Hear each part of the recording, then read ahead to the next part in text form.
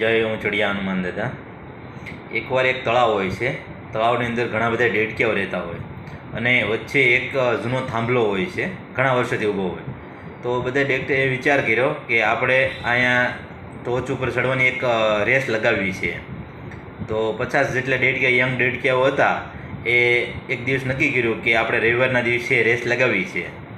તો એ દિવસે બધા યંગ જે છે એમાં ભાગ લેવાના હતા એ બધા આવ્યા અને જે બુઢા ડેડકીયા હતા એ બધા રેસ જોવા માટે આવ્યા। તો બધા થોડુંક ચડે અને પડી જાય, કેમ કે થાંભલો જે છે ને વરસાદ વરસવાને કારણે લીલ વળી ગયેલી હતી, એટલે ચીકણો થઈ ગયેલો હતો, એટલે એ તરત નીચે પડી જાય। તો બધાએ 49 ડેડકીયા જે છે ટ્રાય કરી અને નીચે પડ્યા। જે 50મો એક ડેડકીયો હતો, જે છેલ્લો ડેડકીયો, એને બહુ ટ્રાય કરી, 6 થી 7 વાર નીચે પડ્યો। અને ત્યાં જે બધા ઓલા હતા, જે જોવાવાળા હતા બુઢા ડેડકીયાઓ, એ બધા ટૂંકો બૂમ પાડે, એ ભાઈ તારાથી નહીં થાય, પડી જાય, વાગશે। કેમ કે આપણામાં આ તો તકલીફ હોય જ તે નેગેટિવિટી, કે ભાઈ કોઈ પણ કામ કરો એટલે તમને ના પાડવાવાળા તો હોય જ। તો મિત્રો એ કોઈનું સાંભળ્યું નહીં અને ટ્રાય કરતો રહ્યો। 6 ટ્રાયમાં નિષ્ફળ ગયો અને 7મી ટ્રાયે એ ઉપર ટોચ ઉપર ગયો અને સફળ થયો।